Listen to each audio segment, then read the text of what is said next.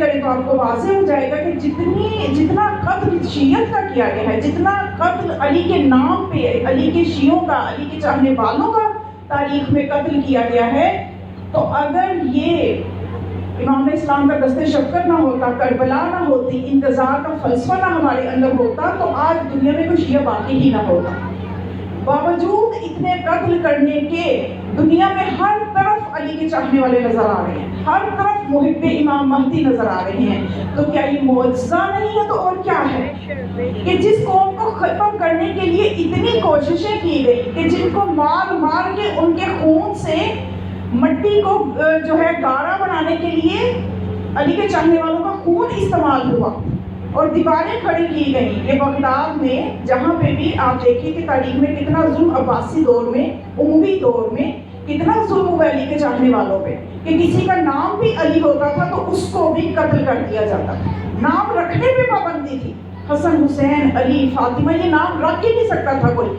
ایسے سخت دور گزرے ہیں، اس کے باوجود آج شیعت سانس لے رہی ہے اور پھیل رہی ہے، تو یہ ایک معجزہ ہے۔ اور یہ دو چیزوں کی وجہ سے دو بنیادیں ہیں شیعت کی، ایک یہ عزاداری اور ایک انتظار، اور عزاداری اور انتظار ان دونوں کا آپس میں گہرا رابطہ ہے، کیونکہ امام حسین علیہ السلام کا اور امام مہدی علیہ السلام کا بھی آپس میں رابطہ ہے۔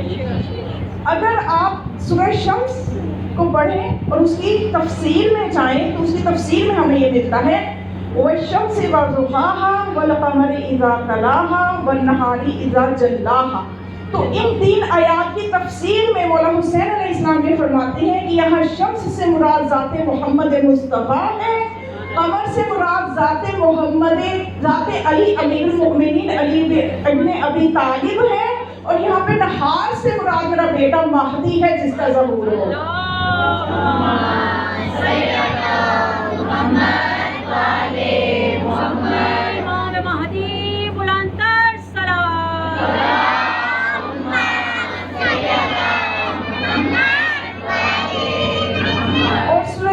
آغاز میں جو حروف مقطعات آتے ہیں کاف، ہا، یا، عین، صاد، اس کی تفسیر میں امام زمان علیہ السلام یہ فرماتے ہیں کہ یہ میرے جد حسین کی مظلومیت کے اظہار کے حروف ہیں۔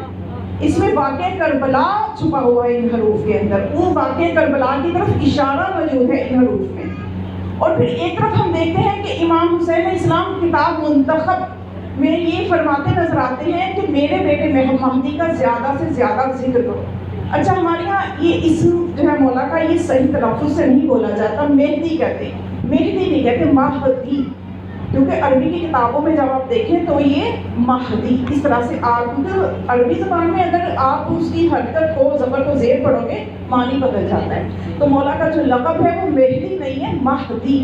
آج آپ یہ یاد کر لیں گے بچے انشاءاللہ۔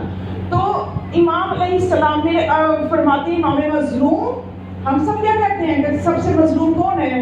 امام مظلوم امام حسین علیہ السلام ہے، لیکن امام مظلوم امام حسین علیہ السلام اس کتاب میں یہ فرماتے ہیں کہ سب سے مظلوم ترین میرا بیٹا مہدی ہے، اور میرے بیٹے کا زیادہ سے زیادہ ذکر کرو، زیادہ سے زیادہ میرے بیٹے کے بارے میں لکھو، اور جس نے میرے بیٹے مہدی کا ذکر کیا اس نے ہم چوہادہ معصومین کا ذکر کر دیا۔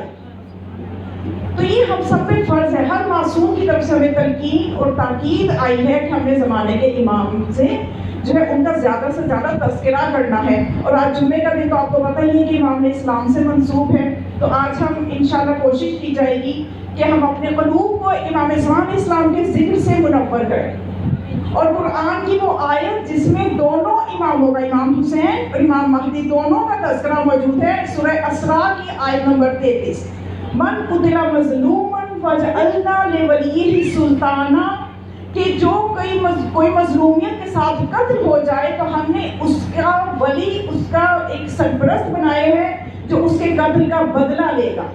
ہم نے اس کے قتل کے لیے ایک ولی بنائے ہیں جس سے اختیار ہے کہ وہ اس قتل کا بدلہ لے، فلا یسرف، لیکن وہ بدلہ لینے میں اسراف نہ کرے، انہ کان منصورا، اور یقیناً اس ولی کی مدد کی جائے گی۔ تو تفسیر میں آیا ہے کہ ہم منصور جس کی مدد کی جائے گی وہ امام زمان علیہ السلام ہے، کہ جب وہ اپنے جد مظلوم امام حسین کا بدلہ لینے کے لیے ظہور فرمائیں گے تو اللہ کی تائید ان کو حاصل ہوگی۔ اللہ کی مدد ان کے ساتھ ہوگی. تو یہ وہ آیت جس میں دونوں ہستیوں کا تذکرہ ہے. پھر جب ہم ذات عاشورہ پڑھتے ہیں تو اس میں بھی امام مہدی کا تذکرہ ملتا ہے.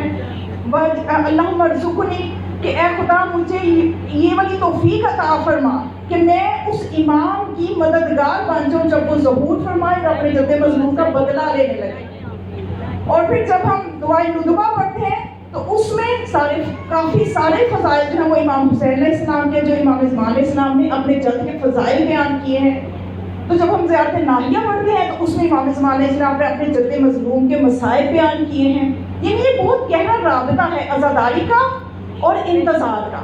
انتظار مہدی اور عزاداری یہ دو بنیادیں ہیں، ان کو ہم نے بچا کے رکھنا ہے. عزاداری کا بھی تحفظ کرنا ہے اور انتظار کی بھی معرفت ہونی چاہیے ہماری ملت کو کہ انتظار کا مطلب کیا ہے.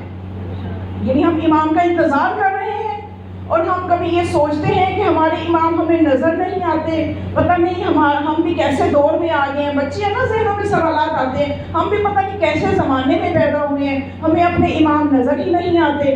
تو اس میں مایوسی کی بات نہیں، بلکہ میں ایک روایت آپ کے سامنے بیان کرنا چاہتی ہوں جس سے یہ پتہ چلے گا کہ ہم اگر غیبت کے زمانے میں زندگی گزار رہے ہیں تو اس غیبت میں زندگی گزارنے کا ہمیں ثواب کیا مل رہا ہے. اس غیبت میں جب کہ ہم نے امام کو نہیں دیکھا، کسی نبی کو نہیں دیکھا، باقی جو دنیا میں لوگ گزرے کوئی نہ کوئی نبی موجود تھا، 11 امام لوگوں کے درمیان موجود تھے، لیکن ہم ایسے دور میں ہیں کہ نہ تو ہم نے کسی امام کو دیکھا نہ نبی کو دیکھا. تو ہمارا پھر مقام کیا ہے، ہمیں پھر فائدہ کیا ہے اس غیبت کا.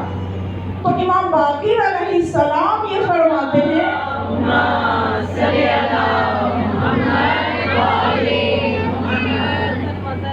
کہ امام باقر علیہ السلام فرماتے ہیں کہ خدا یہ فرماتا ہے اے میری وہ مخلوق کہ جو میرے غیب پر ایمان رکھتی ہے، جو میرے غیب پر ایمان رکھتی ہے، ان کو یہ میں اعلان کرتا ہوں اور یہ کہتا ہوں کہ تم ہی میری خاص کنیزیں ہو، تم ہی میرے خاص غلام ہو، اور تمہاری برکت سے ہی میں بارشیں نازل کرتا ہوں، اور تمہیں ہی میں جنت میں بھیجوں گا، اور تمہاری ہی برکتوں کی وجہ سے میں دوسروں کے اوپر سے عذاب میں کمی کرتا ہوں. اگر تم نہ ہوتے تو میں دوسرے لوگوں پہ عذاب کر دیتا. توجہ فرمائی آپ نے، کس کی وجہ سے؟ آپ کی وجہ سے. آپ کی وجہ سے بارشیں نازل ہوتی ہیں، آپ کی وجہ سے دوسروں سے عذاب میں کمی واقع ہوتی ہے. آپ کو ہی اللہ یہ کہہ رہا ہے کہ تم ہی میری خاص کنیزیں ہو. کس وجہ سے؟ اس لیے کہ تم باوجود اس لیے کہ تم نے کسی امام کو نہیں دیکھا لیکن تم نے اپنے ایمان کو سنبھال کے رکھا ہوا ہے. توجہ فرمائیے آپ نے. اب یہ دیکھیے، یہ جو یہودی ہیں 40 دن کے لیے جناب موسیٰ کہاں گئے تھے؟ کوہ طور پہ 40 دن کے لیے گئے. تو کیا کیا پھر انہوں نے پیچھے سے مصالحہ بنا لیا، دوبارہ سے اس کی عبادت پوجا شروع کر دی، پرستش کرنا اس کی شروع کر دی 40 دن کے لیے. تو اس کا مطلب کہ جو 40 دن بھی اپنے نبی کی، اپنے امام کی غیبت کو، اپنے راہبر کی غیبت کو برداشت نہ کر سکے وہ یہودی ہے. اور جو 1200 سال سے اپنے امام کی غیبت کو تحمل کر رہے ہیں اور ابھی بھی اسی در سے وابستہ ہیں، اسی در سے جڑے ہوئے ہیں، تو وہی تو شیعان حیدر کرار ہیں.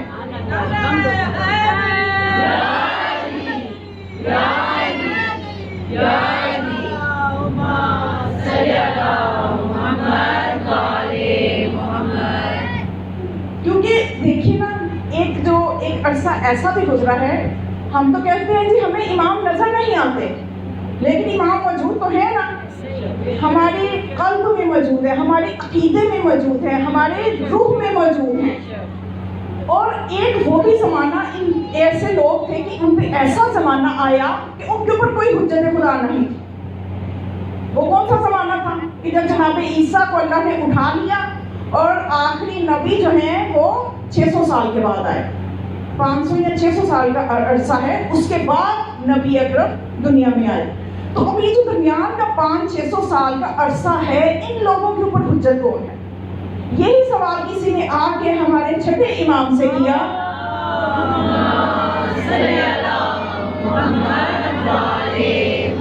کہ مولا اس زمانے کے لوگوں کے اوپر کوئی حجت نہیں تھی، تو وہ کیا جہنم میں جائیں گے یا جنت میں جائیں گے، یا ان کے اعمال کا کیا ہوگا؟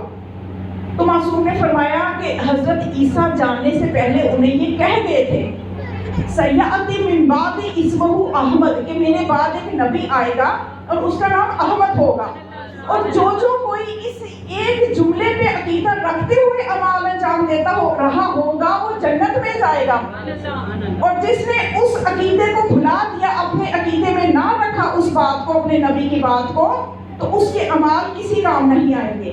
تو اب ہمارے امام پردہ غیبت کبریٰ میں ہے، اگر ہم اس یقین کے ساتھ عمل کریں گے کہ مولا ظہور فرمائیں گے اور وہ موجود ہیں، تو ہمارے اعمال قبولیت کا درجہ، شرف کا درجہ حاصل کریں گے۔ تو ہمیں بہر صورت اپنے امام کی معرفت کے لیے کوشش کرنی چاہیے، اس لیے کہ حکم بڑا سخت ہے۔ اگر ہم معرفت کے لیے سستی کریں گے، اپنے امام سے محبت قائم نہیں کریں گے جو مانگی گئی ہے، جو مودت مانگی گئی ہے، تو اس کا کیا نتیجہ ہے؟ بہت مشہور حدیث شیعہ بچوں کو تو سب کو یاد ہے، من ماتا ولم یعرف امام زمانی ماتا میتۃ جاہلیہ، جو زمانے کے امام کی معرفت نہیں رکھتا وہ جہالت کی موت مرتا ہے۔ تو ہمیں اپنے زمانے کے امام کے ساتھ، اب مسئلہ کیا ہے؟ دشمن کو تو موقع مل جاتا ہے، توجہ ہے نا سب کی؟ کتنی توجہ؟ ذرا صلوات پڑھیں مجھے اندازہ ہو۔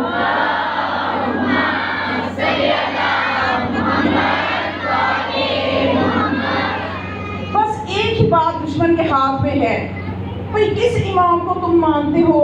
اتنی لمبی عمر بنا کیسے ہو سکتی ہے؟ پوری ایک سوال کی بیٹا ان کے ہاتھوں میں ہے کہ اتنی لمبی عمر کیسے ہو سکتی ہے؟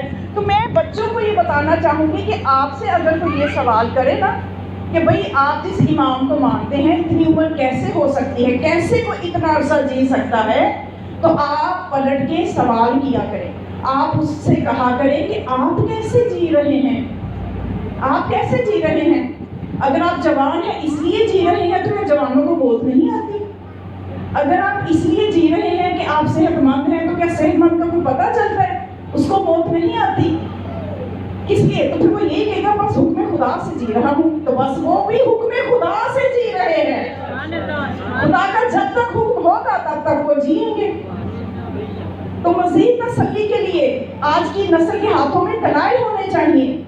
نجف کے ایک عالم تھے، انہوں نے وظیفہ کیا، چلا کیا کہ میں یہ جاننا چاہتا ہوں کہ اتنی لمبی عمر کیسے ہو سکتی ہے۔ اب تھے تو وہ شیعہ عالم، لیکن وہ کیا جاننا چاہتے تھے؟ وہ یہ جاننا چاہتے تھے کہ مولا مجھے بتائیں آپ کی عمر اتنی طویل کیسے ہے، اس کی دلیل مجھے آپ قرآن سے دیں، کیونکہ جن لوگوں سے ہمیں واسطہ ہے وہ یہ کہتے ہیں حسبنا کتاب اللہ، ہمیں کتاب سے ہی سب کچھ بتایا جائے، ہمیں قرآن سے دلیل دی جائے۔ توجہ سے سن رہے ہیں؟ سب سننا چاہتے ہیں نا دلیل؟ انہوں نے مشقت کی، چلا کاٹا، تو پھر ایک مرتبہ انہوں نے کہا کہ میں مسجد سہلا میں ریاضت کر رہا تھا کہ مولا مجھے آ کے دلیل دے قرآن سے کہ آپ کی عمر اتنی لمبی کیسے ہو سکتی ہے۔ تو کہتے ہیں کہ میں کر رہا تھا ریاضت کی، ایک دم مجھے لگا کہ جیسے مسجد سہلا ایک صحرا بن گئی ہے، ہر طرف ریت ہی ریت ہے۔ اتنے میں ایک نورانی شخصیت میرے پاس آتی ہے اور آگے تلاوت کرتی ہیں وَلَوْلَا أَنَّهُ كَانَ مِنَ الْمُسَبِّحِينَ، کہ اگر یونس جو ہے وہ تسبیح کرنے والوں میں نہ ہوتا لَلَبِثَ فِي بَطْنِهِ إِلَىٰ يَوْمِ يُبْعَثُونَ، تو یوم قیامت تک وہ مچھلی کے پیٹ میں رہتا۔ تو کہتے ہیں مجھے سمجھ آ گئی جب قیامت تک مچھلی رہ سکتی ہے، اگر یونس تسبیح نہ کرتے تو قرآن کہتا ہے کہ وہ قیامت تک مچھلی کے پیٹ میں سفر کرتے رہتے، قیامت تک حضرت یونس بھی رہتے اور مچھلی بھی رہتی۔ تو خدا کے حکم سے جب مچھلی قیامت تک رہ سکتی ہے تو زمانے کا ہادی قیامت تک نہیں رہ سکتا۔ یہ دلیل تھی مولا نے، اور پھر زیادہ تو اس میں دماغ لڑانے کی ضرورت نہیں ہے۔ یہ دو دلیلیں میں نے بچیوں کے لیے خاص طور پہ کہ بہت مسائل کا ان کو سامنا ہوتا ہے۔ آپ یہ دیکھیں کہ ہم جس امام کو اپنے زمانے کا امام کہتے ہیں، ہم کہتے کیا ہیں؟ امام صاحب الزمان، کہ جو زمانے کا امام ہے، جو زمانے کا امام ہے۔ ایک عالم تھے، کتاب پہ امام زمان اسلامی واقعہ موجود ہے، بہت بڑے عالم تھے۔ انہوں نے یہ سن رکھا تھا کہ نجف میں ایک شخص ہے جو علم رمل جانتا ہے۔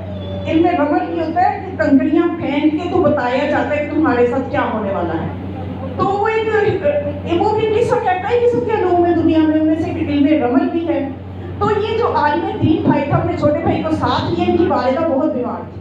انہوں نے کہا کہ ہم چل کے اسی شخص سے پوچھتے ہیں کہ کیا ہماری والدہ کی کوئی صحت ہے، ہم اتنی کوشش کر چکے ہیں، وہ قسمت میں اور ان کی کوئی تندرستی ہے یا بیماری میں ہی یہ رہے گی. یہ جاننے کے لیے وہ نجف گئے، مولا کے روضے پہ گئے، تو ایک آدمی وہاں سے آتا ہوا نظر آیا جو کہ عجیب سا حلیہ تھا، جو حلیہ انہوں نے سن رکھا تھا کہ اس علم رمل کے ماہر کا ایسا ایسا حلیہ ہوگا. انہوں نے کہا کہ یہی وہ شخص ہے، یہی علم رمل جانتا ہے. اس کے پاس گئے اور جا کے تو اس سے کہنے لگے کہ ہمارے سوال کو، یہ نہیں ذہن میں وہ سوال رکھے اور وہ شخص جواب دے گا کہ آپ کے ذہن میں سوال کیا ہے اور حل کیا ہے. انہوں نے ذہن میں وہ جو عالم دین بھائی تھا اپنی والدہ کو رکھا جو کہ بیمار تھی. اس نے کنگھیاں پہنی تو اس نے کہا کہ جس مستور کا، جس خاتون کا آپ نے ذہن میں رکھا ہوا ہے وہ آپ کی والدہ ہے اور وہ بیمار ہے اور اسے بیماری سے صحت نہیں ملنے والی، اسی بیماری میں وہ دنیا سے چلی جائے گی. وہ حیران کی نہیں، واقعی اس نے اپنی والدہ کا ہی ذہن میں رکھا تھا. اس کے بعد پھر اس کے بھائی نے کچھ سوچا، اس نے پھر کنگھیاں پہنی تو اس کے چہرے کی رنگت بدلی. دوبارہ پھر پھینکی، دوبارہ اس کے چہرے کا رنگ تبدیل ہو، وہ حیرت میں آ گیا، تعجب میں آ گیا، پریشان ہو گیا. تو اس کے بعد کہنے لگا کہ میرا حساب یہ بتاتا ہے کہ تم نے امام زمانہ کی نیت کی ہے، اس لیے کہ جب میں نے پہلے کنگھیاں پھینکی وہ شام میں تھا، دوبارہ پھینکی وہ مکہ میں تھا، تیسری دفعہ پھینکی وہ کوفہ میں تھا. تو یہ امام کی شان ہو سکتی ہے. جب میں نے آخری مرتبہ کنگھیاں پہنی تو میں نے دیکھا کہ سورج جس کا طواف کر رہا ہے وہ سوائے امام زمانہ کے کوئی ہو ہی نہیں سکتا.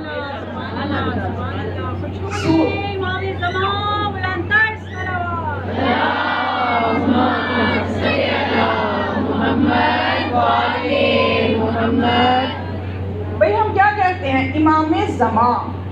انسان بوڑھا کیسے ہوتا ہے؟ آج چلے کو دو چار دلائل ہو ہی جائیں مزید کہ آخر یہ مسئلہ تو حل ہو کہ اتنی عمر کیسے ہو گئی، کیسے ہو سکتی ہے. یہ ایک سوال چلو آج تسلی بخش کچھ جوابات بچیوں کو مل جائیں. تو یہ صاحب الزمان انسان کیسے ضعیف ہوتا ہے کہ زمانہ اس پہ اثر انداز ہوتا ہے. جب بچہ دنیا میں آتا ہے اس کے بعد زمانہ اس پہ اثر انداز ہونا شروع ہو جاتا ہے. اس کی پرورش ہوتی ہے، وہ بڑا ہوتا ہے، نوجوان ہوتا ہے، پھر جوان ہوتا ہے، پھر بڑھاپے کی طرف وہ چلنا شروع ہو جاتا ہے، بڑھاپے کی طرف جانا شروع ہو جاتا ہے زمانے کے اثر کی وجہ سے. لیکن جس کی حکومت زمانے پر ہو، جو صاحب الزمان ہو، اس پہ زمانہ اثر انداز نہیں ہوتا، وہ زمانے پہ اثر انداز ہوتا ہے. چاہے پھر وہ ہزاروں سالوں کے بعد بھی ظہور کرے گا تو 40 سال کا ہی نظر آئے گا، اس لیے کہ زمانہ اس پہ اثر انداز نہیں ہوتا. زمانہ اس پہ اثر کرتا ہے جو زمانے سے محکوم ہو، جس پہ زمانہ حکومت کرے، اور جو زمانے پر حکومت کرے اس پہ زمانے کا اثر نہیں ہوتا. یہ ہے ہمارے امام کی طول عمر کی دلائل کہ بے شک ہمارے امام موجود ہیں، حاضر ہیں، ناظر ہیں، دیکھ بھی رہے ہیں، موجود بھی ہیں. تاکہ بہجت جن کا میں نے کل بھی کچھ آپ کو بتایا تھا کہ کتنے بڑے عالم تھے، وہ یہ فرماتے ہیں کہ کسی شخص کا ایمان اور اعمال اس وقت تک قبول ہو ہی نہیں سکتے جب تک وہ یہ یقین نہ رکھے کہ اس کے زمانے کا امام حاضر بھی ہے، ناظر بھی ہے، دیکھ بھی رہا ہے اور سارے ہمارے احوال سے واقف بھی ہے. تو بس جو اپنے زمانے کے امام سے رابطہ قائم کر لیتا ہے وہی برکتوں سے فیض یاب ہوتا ہے. اب آج کا دور آپ نے دیکھا کہ کون سا دور ہے؟ ہر بچے کے ہاتھ میں کیا ہے؟ موبائل. ہر بڑے کے ہاتھ میں کیا ہے؟ موبائل.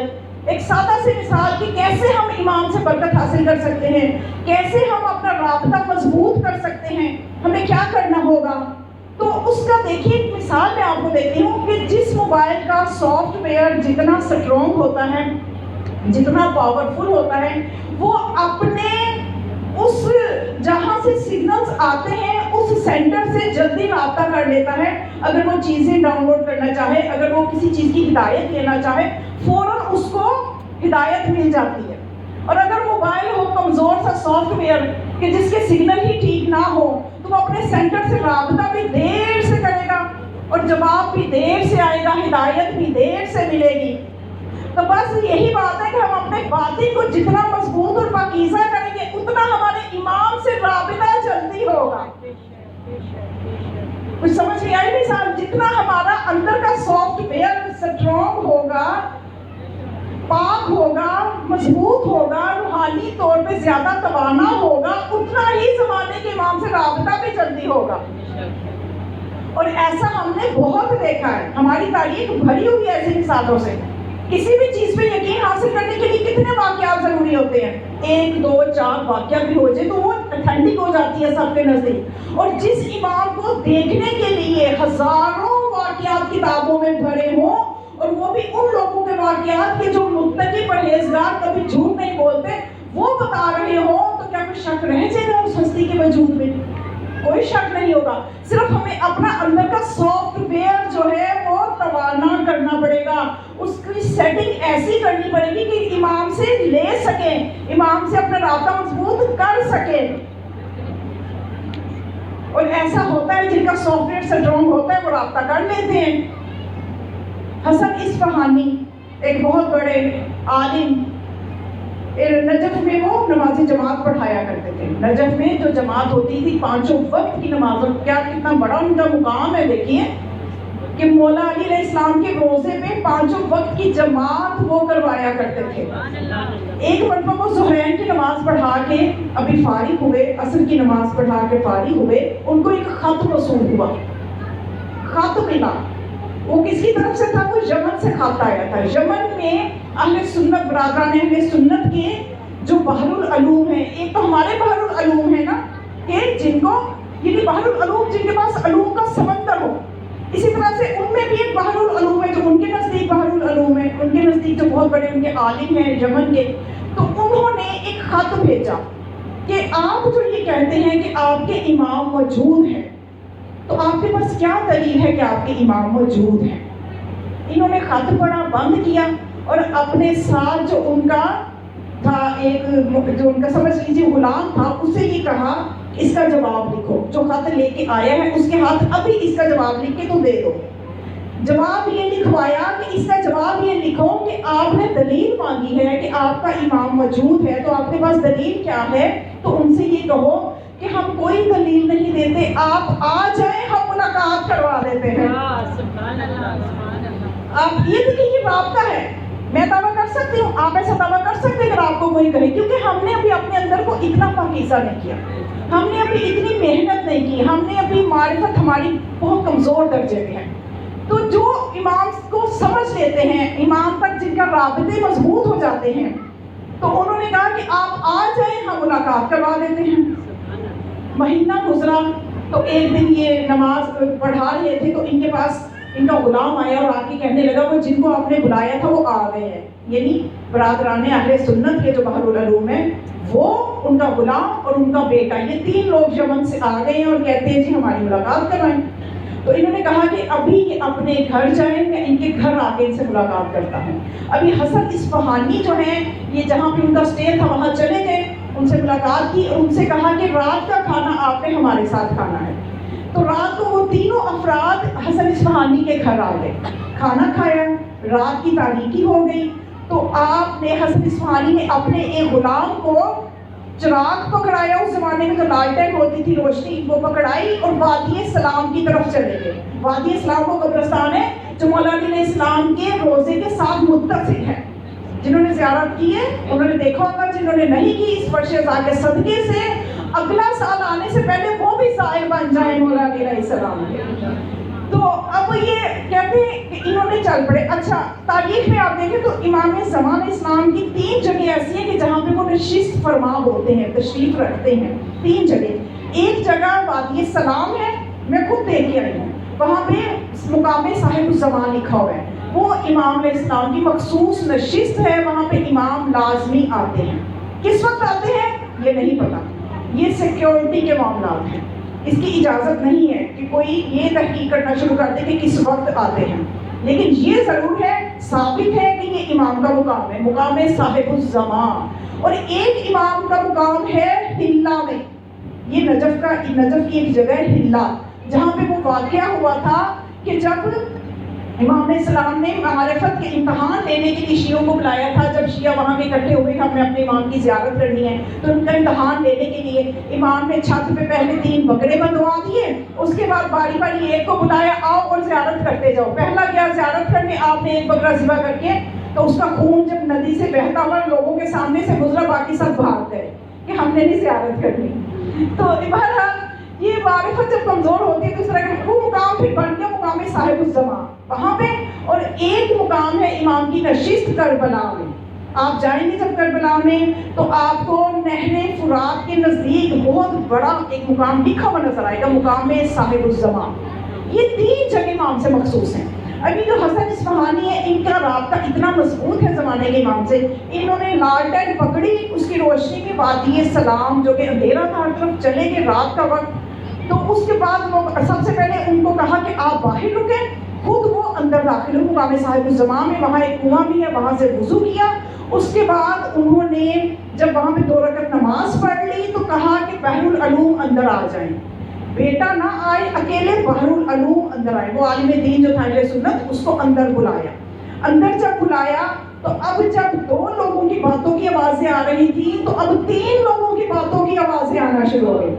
اندر لوگ 2 تھے, ایک حسن اصفہانی, ایک وہ عالم دین, اور اب تیسرے ایک شخص کی بھی باتوں کی آوازیں آنا شروع ہوئی. اور وہاں پہ اندھیرے میں, اتنی تاریکی میں ایک ایسا نور تھا جو اس مقام سے نکلنا شروع ہوا جس نے پورے قبرستان کو روشن کر دیا.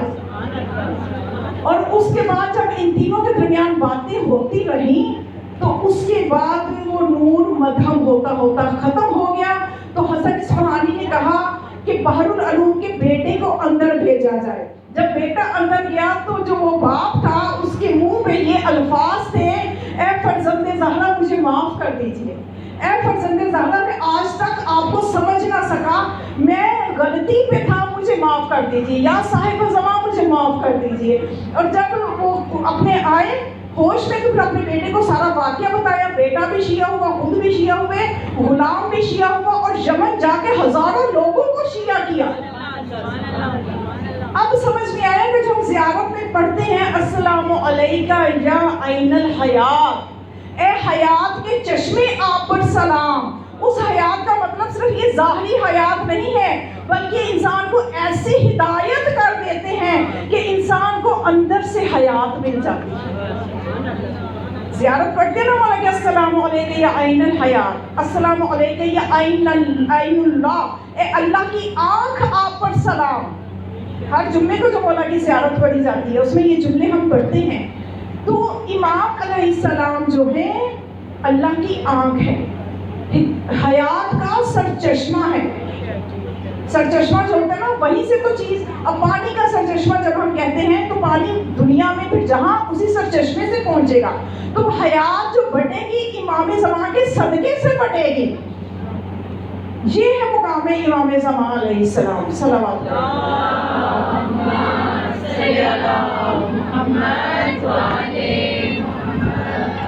امام کے شنودے کے لیے پرجوش صلوات پڑھے.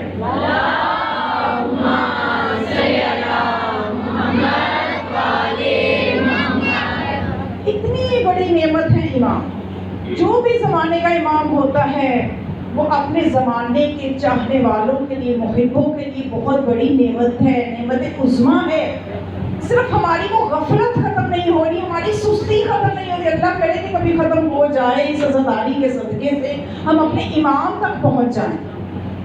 نہ صرف دنیا میں بلکہ انسان جب دنیا سے بھی چلا جاتا ہے تو یہ وہ ہاتھی ہیں, یہ وہ ہستیاں ہیں جو دنیا سے چلے جانے کے بعد بھی انسان کے لیے بہت زیادہ برکت کا باعث ہیں, فیض کا باعث ہیں.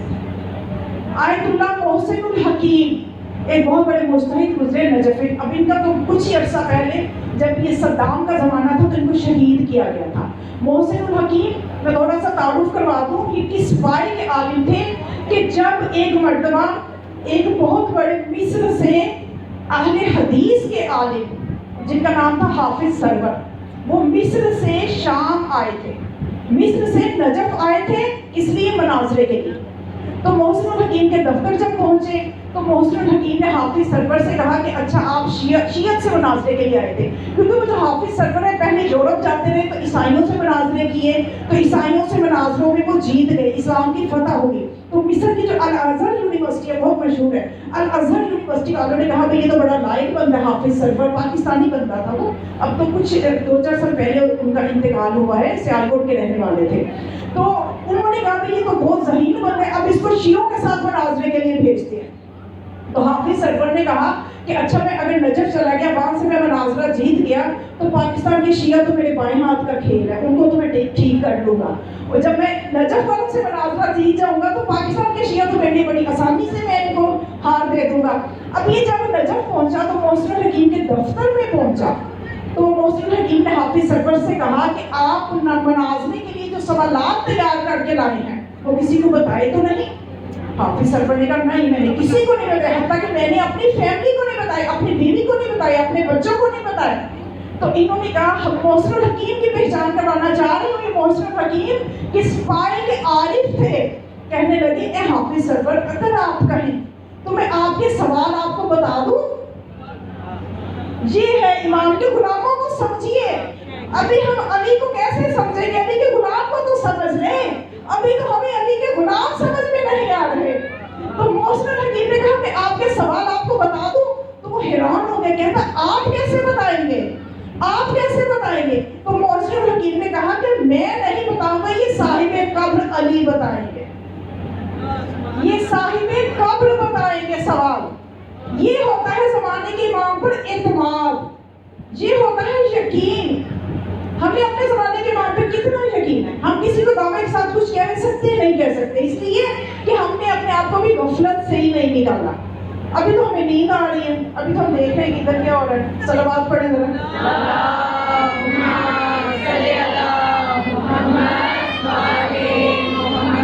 جب تک آپ جانتے بھی صلوات نہیں پڑھیں، میں نے آپ کو یہ واقعہ ہدیہ کرنا ہی نہیں۔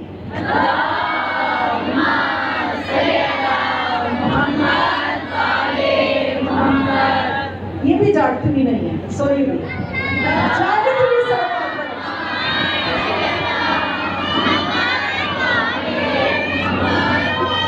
اب یہ محسن الحکیم سمجھ میں آیا؟ محسن الحکیم کیا ہستی ہیں، کیسے غلام ہیں اس در کے۔ تو ان کا یہ ایک درس دے رہے تھے۔ اب محسن الحکیم سمجھ میں آ گئے۔ یہ واقعہ بہت لمبا ہے، انشاءاللہ کبھی آپ کی دلچسپی ہوئی تو اس کی پوری تفصیلات آپ کو بتاؤں گی کہ کس طرح وہ مناظرہ ہوا تو کیا ہوا، اگر آپ دلچسپی رکھیں گے تو ضرور۔ تو اب میں صرف اپنے مقصد کے لیے تھوڑا سا حصہ اس کا میں نے بیان کیا ہے تاکہ آپ کو سمجھ میں آ جائے کہ محسن الحکیم کون ہے۔ اچھا یہ درس دے رہے تھے محسن الحکیم، تو درس دینے کے دوران انہوں نے یہ واقعہ سنایا کہ میرا ایک دوست تھا۔ اب سوچئے کہ بندہ دوست اپنے جیسے ہی بناتا ہے نا، یہ اتنے بڑے عالم ہے تو وہ بھی تو بہت بڑا عالم ہی ہوگا۔ تو کہتے ہیں کہ ہم دونوں دوستوں نے آپس میں وعدہ کیا کہ ہم میں سے جو بھی دنیا سے پہلے جائے گا وہ دوسرے کی خواب میں آ کے بتائے گا کہ ہوا کیا اس کے ساتھ۔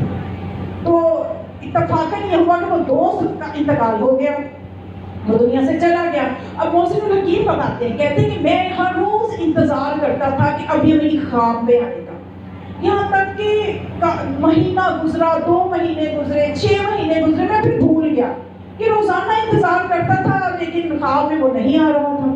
تو ایک دن کہتے میں سویا، اب تو میں نے سوچنا بھی چھوڑ دیا تھا، میں ایک دن معمول کے مطابق سویا تو وہ دوست میری خواب میں آیا۔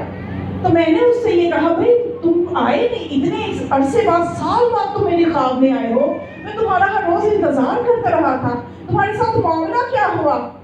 وہ کہنے لگا کچھ نہ پوچھو، ہوا یہ کہ جب ملک الموت آیا میرے پاس، اب یہ ایک عالم کی بات ہے، میرے آپ جیسے کوئی عام بندی کی بات نہیں ہے، ہم تو پتہ نہیں ابھی کہاں کھڑے ہیں اور کیا ہم سمجھ رہے ہیں اپنے آپ کو، یہ ایک باعمل عالم کے باعمل دوست کی بات ہے۔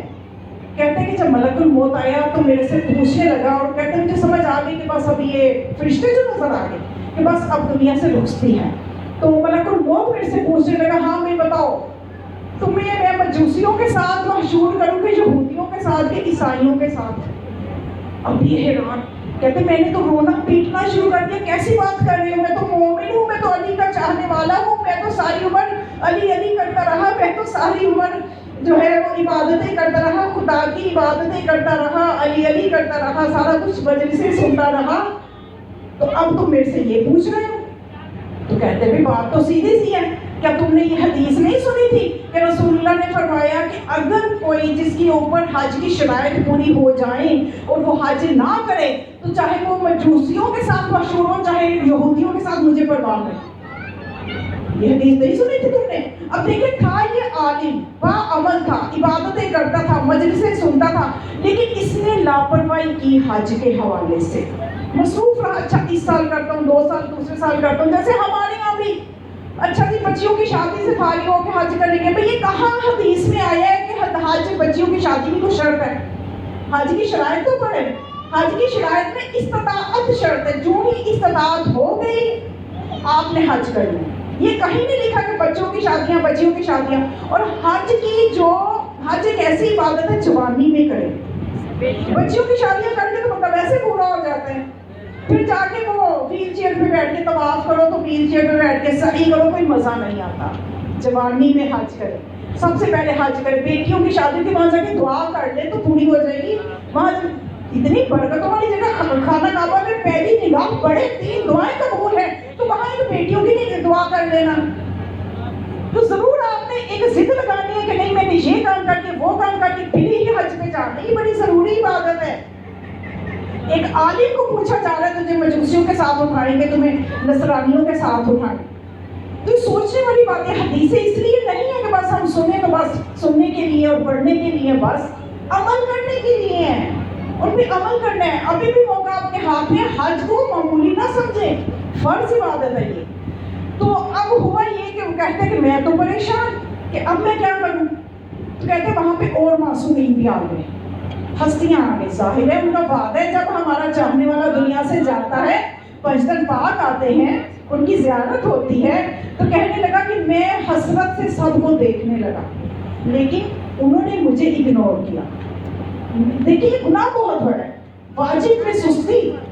انہوں نے کہتے کوئی توجہ نہیں کی، میں سفارش کرنے لگے میری مدد کرو، لیکن کہتا ہے کہ اتنے میں جو مجھ پہ ترس آیا تو میری ماں کو آیا، فاطمہ زہرا جو سب کی ماں ہے، سب کی روحانی ماں ہے۔ جناب فاطمہ الزہرا بلندتر صلوات۔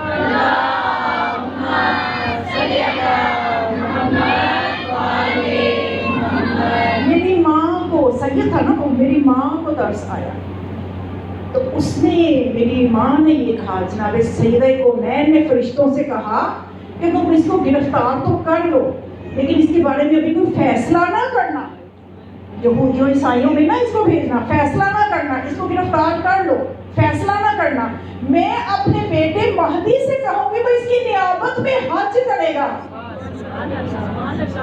تو کہتے ہیں کہ پھر کرم ہوا مولا کا، زمانے کے امام کا، انہوں نے میری نیابت میں حج کیا، تو میرے سلسلہ جو تھا وہ صاف ہوا، تو اب میں اس قابل ہوا کہ تمہیں آگے بتا سکوں کہ میرے ساتھ کیا ہوا۔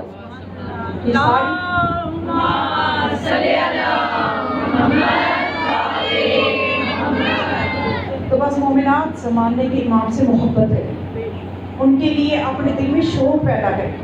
کوئی ایک وظیفہ پکڑ لیں کہ میں روزانہ اپنے امام کو ہدیہ کروں گی، نہیں پکڑ سکتے کوئی وظیفہ، بہت مصروف ہے، آپ کے پاس کوئی ٹائم نہیں ہے کہ آپ 2 منٹ بھی اپنے امام کو، کچھ نہیں آپ ہدیہ کر سکتے، تب بھی پریشان نہ ہو۔ آپ کوئی نیکی تو دن میں کرتی ہے نا، 5 وقت کی نماز پڑھ لی، وہ امام کو ہدیہ کر دی۔ آپ نے کوئی نیکی کی ہے، کسی کی مدد کی ہے، میں ساتھ ہی دعا کر لیں کہ اے خدا میں نے یہ جو اس غریب کی مدد کی ہے، یا میں نے جو بھی نیکی کی ہے، اس لیے میں اپنے امام کو یہ نیکی ہدیہ کرتی ہوں۔ ہر چیز اپنے امام کو ہدیہ کریں، اس طرح سے آپ کا ایک تعلق بن جائے گا، ایک زمانے کے امام سے آپ کا رابطہ بن جائے گا۔ بہت آسان ہے رابطہ بنانا، اتنا مشکل نہیں ہے۔ اپنے واجبات کو دیکھیں، اپنی پوزیشن کو دیکھیں کہ ہمارے امام ہم سے کیا چاہتے ہیں، اور بس اس کے مطابق آپ اپنے اعمال کو انجام دیں، اور زمانے کے امام کی قدر کریں زمانے کے امام کی۔ یہ بہت ضروری ہے، زمانے کے امام کی معرفت بہت ضروری ہے۔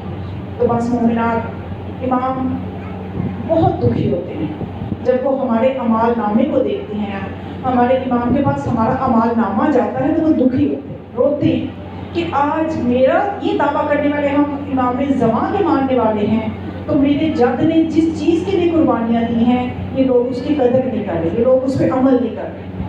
ہمارا ایک گناہ جو ہے وہ امام کے ظہور کو کئی سال پیچھے دھکیل دیتا ہے۔ ہمارے گناہوں کی وجہ سے امام کا ظہور نہیں ہونا، جو ہی ہم گناہ کرتے ہیں امام کا ظہور کئی سال پیچھے چلا جاتا ہے۔ تو آج امام اسماعیل علیہ السلام کو ہم نے پرسہ دینا ہے، ان کے جد مظلوم کی مجلس ہے اور ان کے جد مظلوم کے مخلص چاہنے والے حور کا پرسہ دینا ہے۔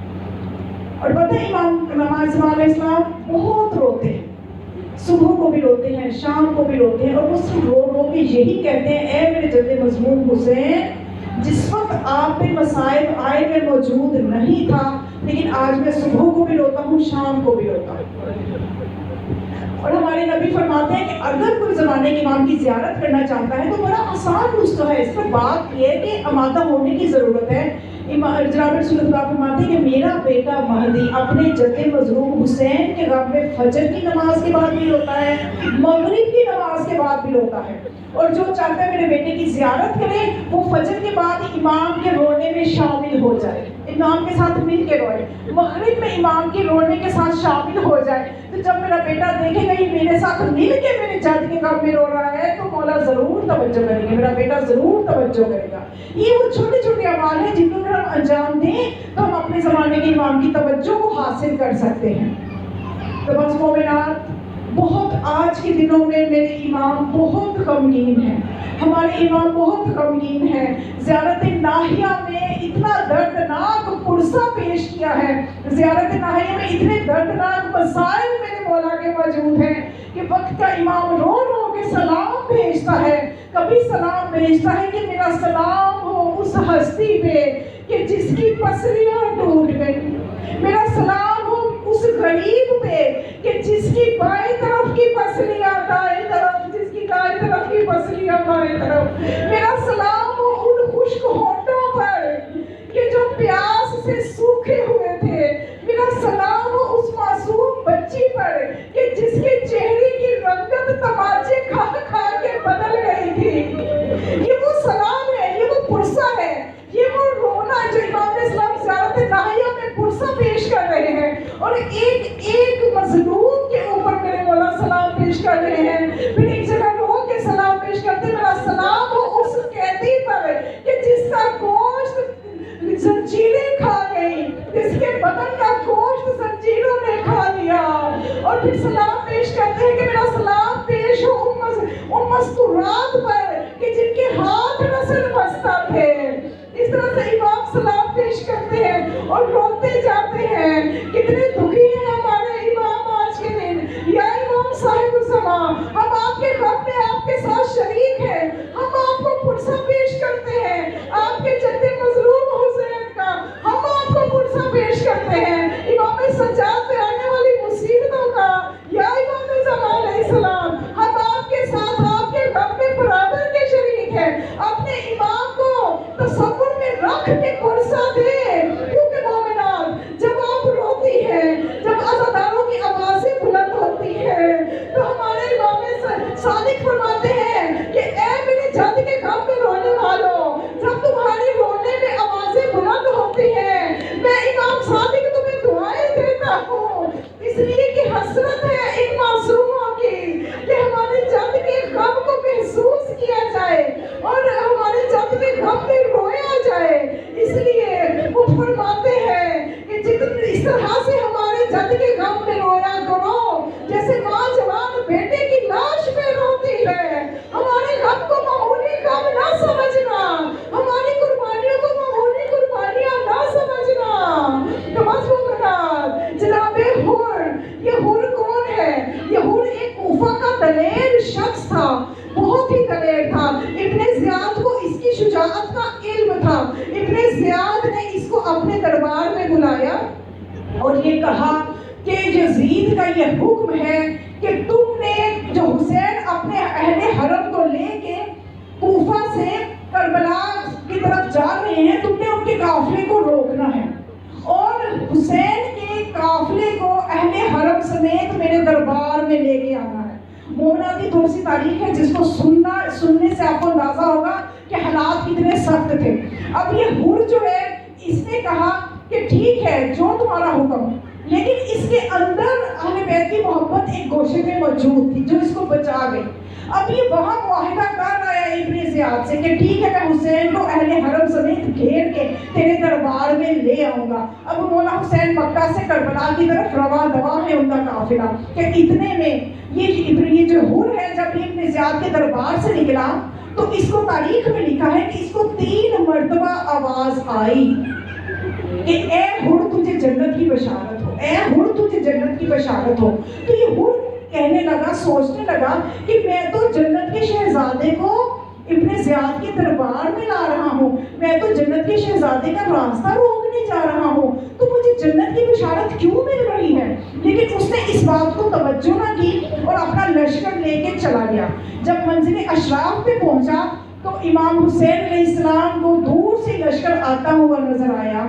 تو حور نے کیا کیا کہ جب منزل اشراف پہ پہنچا تو آتے ہی اس نے مولا حسین کے گھوڑے کی لگام میں ہاتھ ڈالا۔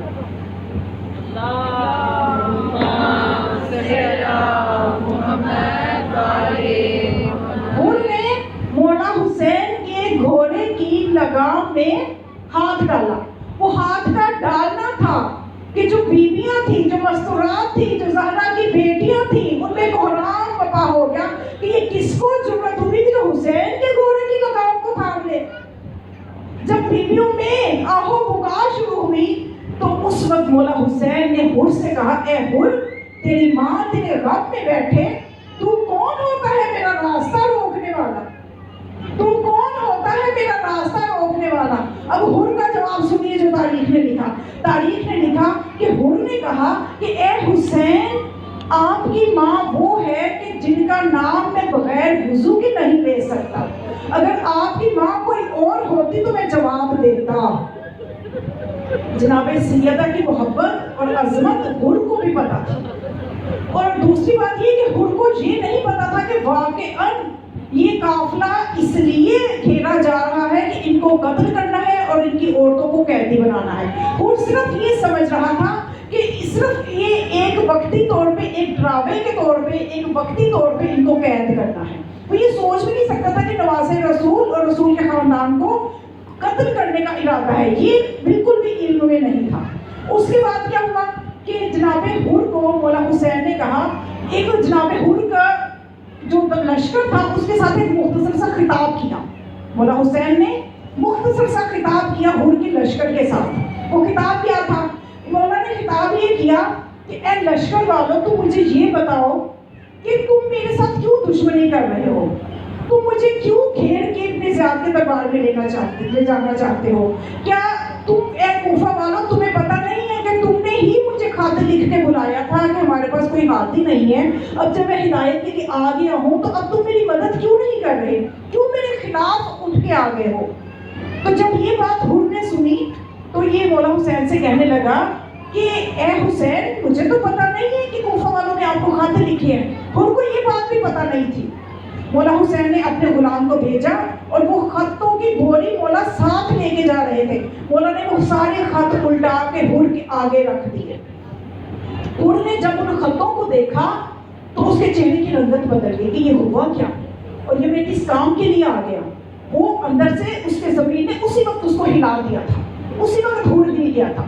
تو اس نے یہ تاریخ میں آپ کو بتا رہی جو اتھینٹک کتابوں سے میں نے خود مطالعہ کی ہے، اس وقت جناب حر نے یہ سوچا کہ میں کوئی اندر کا رستہ نکالتا ہوں کہ حسین کی بھی مدد ہو جائے اور میں ابن زیاد کی نظروں میں بھی نہ ہوں۔ پھر حر نے کیا کیا؟ حر نے کہا کہ اے حسین، میں یہ چاہتا ہوں کہ آپ مکہ کی طرف نکل جائیں، اور اگر ابن زیاد میرے سے پوچھے گا تو میں یہ کہوں گا کہ میں نے صحراؤں میں بہت ڈھونڈا، مجھے تو حسین ملے ہی نہیں، مجھے تو حسین اور اہل حرم ملے ہی نہیں، تو آپ مکہ کی طرف نکل جائیں۔